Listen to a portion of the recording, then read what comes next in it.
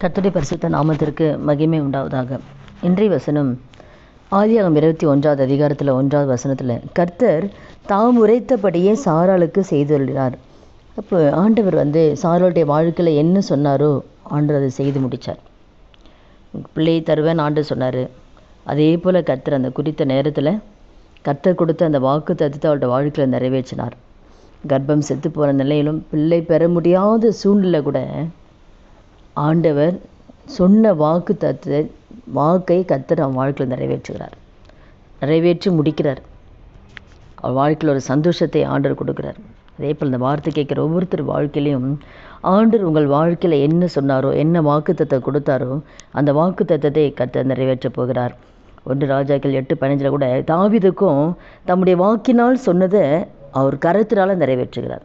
அப்போ தாவீதுக்கும் என்னெல்லாம் கர்த்தர் சொன்னாரோ அந்த வாக்கை அவருடைய கரத்தினால் நிறைவேற்றி முடிக்கிறார். அப்போ அவர் வார்த்தைகள், அவர் பொய் சொல்ல ஒரு மனிதன் கிடையாது, மனமாற ஒரு மனுபுத்திரனும் கிடையாது. அவர் சொன்ன வாக்கை கர்த்தர் நிறைவேற்றுவார். அதுபோல் இந்த நாளில் கூட அந்த வார்த்தை கேட்குற ஒவ்வொருத்தர் வாழ்க்கையிலும் யாருக்கு என்னென்ன வாக்கு தத்துவம் கர்த்தர் கொடுத்தாரோ, உங்கள் சபை மூலம் கொடுத்துருக்கலாம், தனிப்பட்ட விதத்தில் கொடுத்துருக்கலாம்.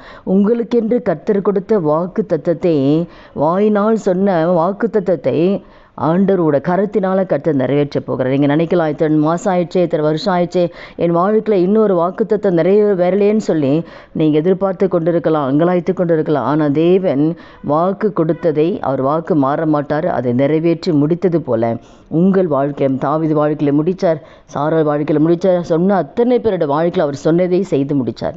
உங்கள் வாழ்க்கையில் சொன்ன காரியத்தை தேவன் செய்து முடிப்பார். பிள்ளைகளை குறித்து சொல்லியிருக்கலாம், அவருடைய எதிர்காலத்தை குறித்து சொல்லியிருக்கலாம். அப்போ உங்கள் குடும்பத்தை குறித்து சொன்ன அத்தனை வாக்கு தத்தத்தையும் இனி வருகிற நாட்களில் அவருடைய கருத்தினால் நிறைவேற்ற போகிறார். சோர்ந்து போகாதீங்க. தாமதமானாலும் நிச்சயமாக கர்த்தர் அற்புதத்தை செய்ய போகிறார். வாக்கு கொடுத்துருக்கனால நிச்சயமாக சீக்கிரத்தில் அந்த வாக்கை தேவன் நிறைவேற்றுவார்.